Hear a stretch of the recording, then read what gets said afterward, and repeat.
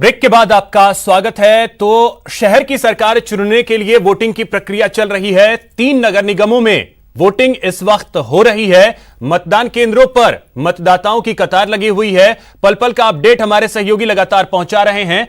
साथ ही 2 खास मेहमान भी हमारे साथ जुड़े हुए हैं, आर तिवारी जी कांग्रेस से और अमित गोयल जी बीजेपी से।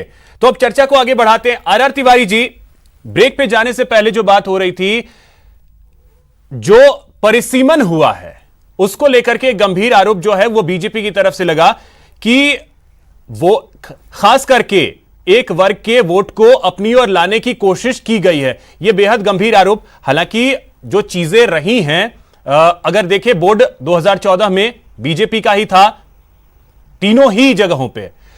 काम कितने हुए उस पर चर्चा आगे करेंगे, लेकिन इसका जवाब आप देना चाह रहे थे, इसका जवाब अब आप दे दीजिए कि आखिर क्यों परिसीमन किया गया और किस वोट बैंक को लुभाने की आपने कोशिश की। अभिषेक जी, 2008 में विधानसभा क्षेत्रों का परिसीमन किया गया। जयपुर में 2008 से पहले 5 विधानसभा क्षेत्र हुआ करते थे। भारतीय जनता पार्टी का शासन था, मुख्यमंत्री वसुंधरा राजे जी थी और जयपुर में भारतीय जनता पार्टी के विधायक थे। इनके कार्यकाल में 5 की जगह जब 8 विधानसभा बनाई गई तो इन्होंने जो कुछ पुनर्गठन किया उसमें इन्होंने कोई मापदंड रखे थे क्या? और फिर हमारे लोकप्रिय मुख्यमंत्री अशोक गहलोत जी ने राजनीतिक नियुक्तियां देने के लिए जब कांग्रेस के कार्यकर्ताओं को या किसी भी दल के, कांग्रेस या बीजेपी के कार्यकर्ताओं को या किसी भी दल के कार्यकर्ताओं को, हमने वार्डों को बढ़ा करके उनकी क्षमताओं को आंकने का कार्य किया। इसमें गलत कहां कर दिया? पहले हमारे राजस्थान की विधानसभा थी 170 की, आज विधानसभा है 200 की। जयपुर में पहले वार्ड थे, वो विधानसभा क्षेत्र थे 5, आज है 8। तो ये समय के अनुसार जब जनसंख्या बढ़ती है, हमने जनसंख्या की बढ़ती हुई आबादी को देखते हुए हमने जनता के सेवकों की संख्या हमने ज्यादा बढ़ाई कि ताकि जनता को उनकी समस्याओं का निदान उनके पास में ही हो। इसमें भारतीय जनता पार्टी के भी तीनों बड़े शहरों में जो 6 नगर निगम है, इनके भी तो कार्यकर्ताओं को आगे बढ़ने का मौका मिला है। केवल कांग्रेस ही अपने कार्यकर्ताओं को थोड़ी लड़ा रही है। तो एक तरह से हमने नई राजनीतिक नियुक्तियां दी है, एक तरह से, चाहे वो भारतीय जनता पार्टी वाले इसको स्वीकार करे नहीं करे। हमने तमाम दलों का या स्थानीय आधार पे जो निर्दलीय भी लड़ रहे हैं, हमने क्षेत्रीय नेतृत्व को उभारने के लिए पहल की। इसके लिए साधुवाद देना चाहिए भारतीय जनता पार्टी को, मुख्यमंत्री अशोक गहलोत जी का और धारीवाल जी का, कि उन्होंने नए नेतृत्व को पैदा करने के लिए ये सारा पुनर्गठन किया। अब ये कह रहे हैं साहब हिंदू और मुसलमान की बात करते हैं। नहीं, अब इसमें एक और चीज है तिवारी जी, एक और चीज है इसमें। देखिए, जो अभी जयपुर नगर निगम है घाटे में चल रहा है। अब 2 नगर निगम हो गए, संसाधन आपको इकट्ठा करने पड़ेंगे। संसाधन खरीदने के पैसे नहीं है निगम के पास। मैंने आपको पहले ही कहा अभिषेक भाई, सरकार के बिना ये स्वायत्तशासित संस्थाएं पूर्ण रूप से सक्षम नहीं है। इसलिए हमने नारा दिया है, कड़ी से कड़ी जोड़ोगे तो आपके यहां संसाधनों की कमी नहीं आने देंगे। राजस्थान के जनप्रिय नेता अच्छा, कड़ी अगर नहीं जुड़ती है तो संसाधन की कमी हो सकती है। अगर वहां नहीं, संसाधन तो देना पड़ेगा। जनता के प्रति उत्तरदायी हम नहीं है क्या? ठीक है। लेकिन अब अगर अमित हम गोयल जी प्रयास करें कि जब हम आपके काम करने के लिए, अमित गोयल जी, अब देखिए, ये तो प्रक्रिया है एक तरीके से अगर कहें तो। सत्ता में आप थे, आपने विधानसभा का अलग तरीके से परिसीमन किया। पहले 170 विधानसभा थे, अब 200 हैं। आगे चल करके हो सकता है 220 हो, 225 हो, 250 हो, इसका भी कोई नहीं जानता। जिले जो हैं वो भी धीरे धीरे बढ़ते हैं। जो बड़े जिले होते हैं, कल के डेट में हो सकता है जयपुर जो आज जिला है उसे भी 2 जिलों में विभाजित कर दिया जाए। तो ये तो जनसंख्या के हिसाब से चीजें होती हैं। तो अगर सरकार ने यह फैसला लिया ही है कि वार्ड जो हैं वो छोटे छोटे किए गए हैं, तो इसमें सांप्रदायिकता आपको कहां से दिख जाती है? देखिए, सबसे पहली बात तो तिवारी जी ने कहा कि 2008 में परिसीमन करके और विधानसभा की सीटें बढ़ाई गई, बिल्कुल गलत है। एक मिनट में अपनी बात पूरी कर तिवारी जी, बात पूरी करने तो आपका मौका है जब बोलना। कौन मना करता है? आपको पूरा मौका देंगे अभिषेक जी, चिंता मत कीजिए आप।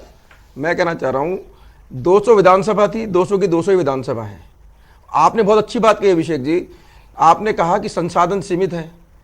अगर 250 पार्षद हो गए जो इन्होंने परिसीमन किया, जिसकी उपलब्धि बता रहे हैं, तो क्या आप बहुत धन्यवाद देना चाहिए, साधुवाद देना चाहिए। फिर तो आपको, जैसे आपने 91 का 250 कर दिया, तो विधायक भी आपको 200 के 500 कर ही देंगे आप। इसका मतलब तो ये मान के चलिए आपको कि आप नए लोगों को मौका देंगे, ये मानना चाहिए। अरे मेरी बात तो सुनिए, पूरी बात सुनिए, फिर आपने कड़ी से कड़ी जोड़ी है, तो कड़ी से कड़ी तो गहलोत साहब को, पायलट साहब की जुड़ी हुई है, आपको पता है। इसके अलावा अमित जी, आपको बात करने का समय मैं दूंगा। एक बड़ी खबर इस वक्त आ रही है, पहले ये मैं अपने दर्शकों को बता दूं कि जयपुर नगर निगम चुनाव में विवाद की खबर सामने आ रही है। वार्ड नंबर 71 के मतदान केंद्र पर विवाद की खबर है, जिसमें कांग्रेस और बीजेपी के प्रत्याशी में विवाद हुआ है। मतदान केंद्र में खड़े रहने की बात पर उलझे हैं प्रत्याशी आपस में। पुलिस ने समझाइश की है, मामले को शांत करवाया है। तो यह बड़ी खबर आपको बता दें, प्रत्याशी जो हैं वो आपस में उलझे हैं। मतदान केंद्र पर खड़े होने को लेकर यह विवाद हुआ है। बीजेपी और कांग्रेस के जो प्रत्याशी हैं उनके बीच वार्ड नंबर 71 से यह बड़ी खबर आ रही है।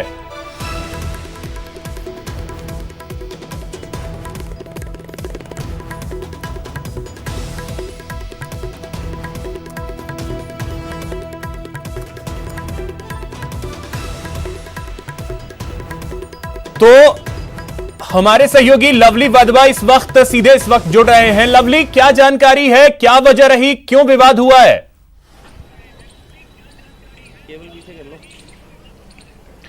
देखिए, बिल्कुल मैं आपको बताना चाहूंगा, यहां पर जो ये मतदान केंद्र है, यहां पर खड़े रहने की बात को लेकर के दोनों पक्ष आपस में उलझे थे। बेहद समझाइश करके पुलिस ने जो है दोनों भारतीय जनता पार्टी और कांग्रेस के जो लोग थे उनसे समझाइश करके उन्हें मतदान केंद्र के बाहर की ओर जो है वो भेज दिया है। यहीं पर खड़े रहने को लेकर के विवाद हुआ था। पुलिसकर्मी जो है उन्होंने उनसे समझाइश की और उनको यहां से बाहर भेज दिया है, उनको यहां से खदेड़ दिया है। लेकिन आपको बता दें कि कमोबेश पूरी तरह से पीसफुल मतदान जो है वो पूरे शहर के अंदर चल रहा है। कहीं से भी कोई अप्रिय घटना की खबर नहीं है। मतदान का प्रतिशत जो है वो जो परकोटा है वहां पर लगातार बढ़ता हुआ नजर आ रहा है। एक तस्वीर आपको दिखाएंगे कैमरा पर्सन अमनदीप, किस तरह से लोग जो है घरों से बाहर निकल रहे हैं। घर का चूल्हा चौका और घर का अपना जो रोजगार है, तमाम चीजों को छोड़ करके लोग जो है घर से पहले मतदान करने के लिए निकले हैं। और ये मतदान बेहद जरूरी है। ये मतदान इसलिए जरूरी है कि शहर की सरकार को चुनना है। ये जो चुनाव है, ये नाली का चुनाव है, सड़क का चुनाव है और तमाम उन चीजों का चुनाव है जो आम दिनचर्या से जुड़ी हुई। लोगों को समझाइश कर रहे हैं, सैनिटाइजेशन कराया जा रहा है, तमाम इंतजाम यहां पर किए गए। फिलहाल वापस से शांतिपूर्ण तरीके से मतदान जो है वो लगातार जारी है। मतदान केंद्र के बाहर जो प्रत्याशी थे कांग्रेस और भाजपा के, उनको यहां खड़े रहने की बात को लेकर के विवाद हुआ, तो वो आ सकते हैं, उनका आइडेंटिटी प्रूफ है, कार्ड दिया गया उन्हें, प्रत्याशियों को अंदर आने की परमिशन, लेकिन उनके परिवार के लोग यहां पर प्रवेश कर रहे थे।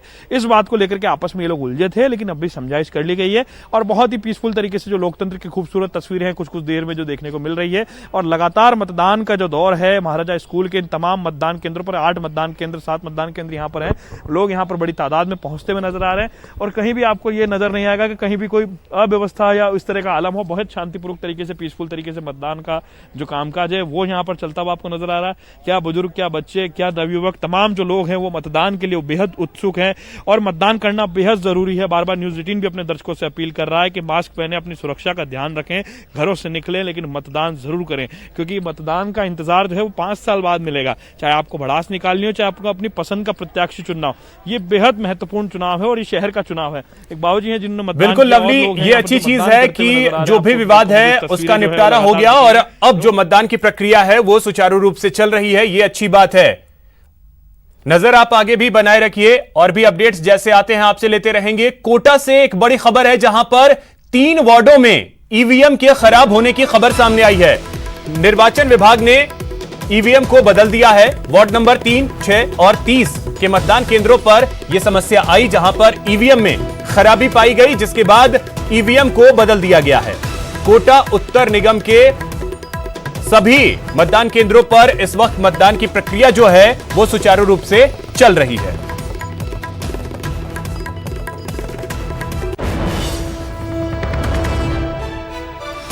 तो कोटा उत्तर से बड़ी खबर यह सामने आई कि 3 मतदान केंद्रों पर ईवीएम में कुछ समस्या आई, जिसके बाद ईवीएम को बदला गया है।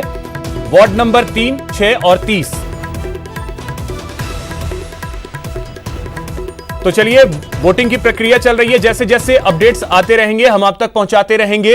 अमित गोयल जी, अब मैं आपके पास आ रहा हूं। अब अपनी बात जो है वो आगे बढ़ाएं।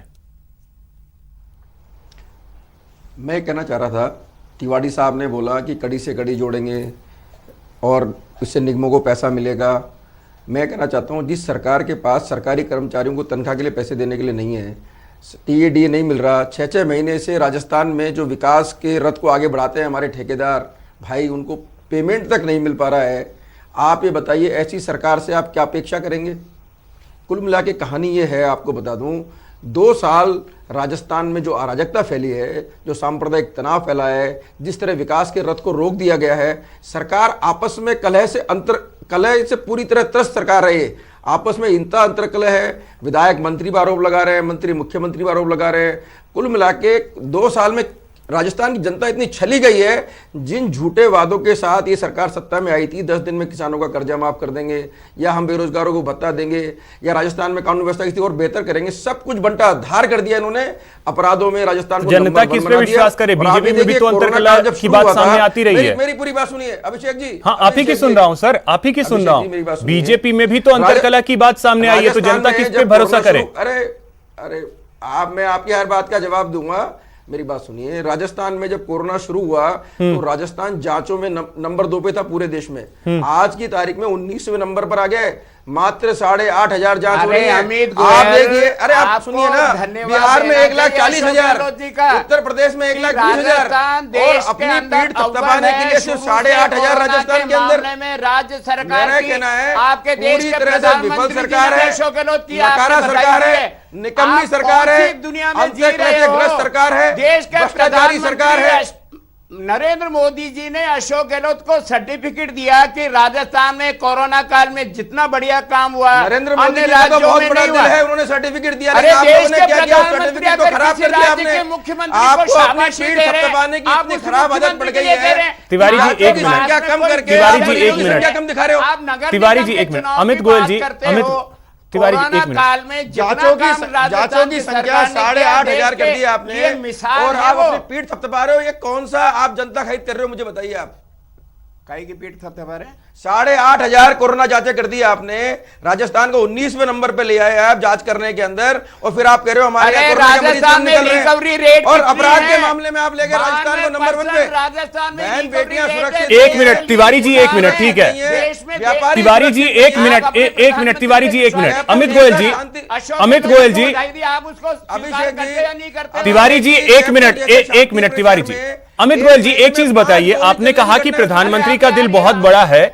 एक मिनट अमित गोयल जी, तिवारी जी, अमित गोयल जी, एक मिनट। मतलब अपराध रोकने में आप लोग ऐसे सक्षम मान लिया ना, हमने आप लोगों ने मान लिया ना अपराध रोकने में सक्षम आप लोग। के चुनाव में इन बातों को कहां लेकर के आ रहे हो? आप ये कहो नहीं, एक मिनट अमित गोयल जी और Tiwari ji 1 minute, Tiwari ji 1 minute, Tiwari ji 1 minute. Amit Goyal जी, आपने कहा कि बहुत बड़ा दिल है, आपने ये कहा कि प्रधानमंत्री का दिल बहुत बड़ा है, तो क्या बिना काम किए ही सर्टिफिकेट दे रहे हैं? काम कुछ तो हुआ होगा, तभी तो उन्होंने ये कहा कि राजस्थान के मॉडल को कुछ लोग अपनाएं। प्रधानमंत्री जी ने, मैंने बिल्कुल अभिषेक जी आपने बहुत अच्छी कुछ काम हुआ होगा, भीलवाड़ा की चर्चा यूं ही नहीं हुई। उसमें वो मेरी बात सुनिए, मैं जवाब दे रहा हूं, मैं जवाब दे रहा हूं आपको। प्रधानमंत्री जी ने जब उनकी तारीफ की, एक भीलवाड़ा मॉडल सामने आया था, राजस्थान कोरोना की जांच में 2nd नंबर चल रहा था। उस तारीफ के बाद आपने क्या किया? आप राजस्थान में 2 नंबर से 19वें नंबर पे लिया है, और भीलवाड़ा मॉडल आपका पूरा फेल हो गया। तो भाई जब आपने अच्छा काम किया तारीफ कर दी, और आप खराब काम कर रहे हो तो बोलना पड़ेगा भैया। उन्होंने राजस्थान आपने खराब काम किया तो बोलना भी पड़ेगा। आपको स्वीकार ही नहीं। अच्छा काम आप कर रहे थे, तारीफ की अच्छे काम कर रहे थे आपने, बंदर बात की, राशन की, प्रधानमंत्री जी ने 20,000 टन राशन भेजा राजस्थान। अरे हमने घर घर में पहुंचाया, यही तो आपके पेट में दर्द है कि हमने भूखा नहीं सोने दिया। आपके कार्यकर्ताओं के घर से राशन जब मुख्यमंत्री ने वादा किया था अपने वोट बैंक को राशन बांटा इन्होंने दूंगा, और राजस्थान के यशस्वी मुख्यमंत्री ने अपने वादे को निभाया। हमने हर घर में आटा भेजा, दाल भेजी, चावल भेजा, खाद्य सामग्री भेजी, इसमें हमने कहीं कोई भेदभाव नहीं किया। 20,000 टन भेजा मोदी जी ने दिल्ली से, उसको भी आपने अपने नाम के पर्चे लगा के बांटा है जनता के बीच में। उसका अरे तो ये देश हमारा नहीं है क्या? ये नरेंद्र मोदी का देश है क्या? ये हम सब का देश है, हमारा प्रत्येक का। हाँ, हम तो कह रहे हैं फिर आप लोगों ने राशन में भेदभाव क्यों किया कि कुछ विशेष लोगों को बांटा आपने? आरोप है अमित भाई, आपने कुछ विशेष बस्तियों में बांटा, आम जनता को नहीं बांटा आप लोगों ने। हमने भेदभाव कर दिया, यही तो नारा है। आपके पास में कोई ठीक विजन तो है नहीं। आप इसी के आधार पर विजन तो 2 साल से राजस्थान की जनता 2 साल से आपका विजन देख रही है। मैं कह रहा हूं ना, जनता त्रस्त है, बहन बेटियां घर में सुरक्षित नहीं है, पुलिस पर हमले हो रहे हैं, थानों पे हमला करके लोग जैसे लोग छुड़ा ले जाते हैं, बजरी की गाड़ियां छुड़ा ले जाते हैं, कानून की बात करना, जयपुर में अपराधियों को सरेआम गोली, जयपुर में व्यापारी को सरेआम गोली मारी जा रही है। ठीक है अमित जी और आर तिवारी जी, ठीक है, यहां एक ब्रेक के लिए मुझे रुकना होगा। ब्रेक के बाद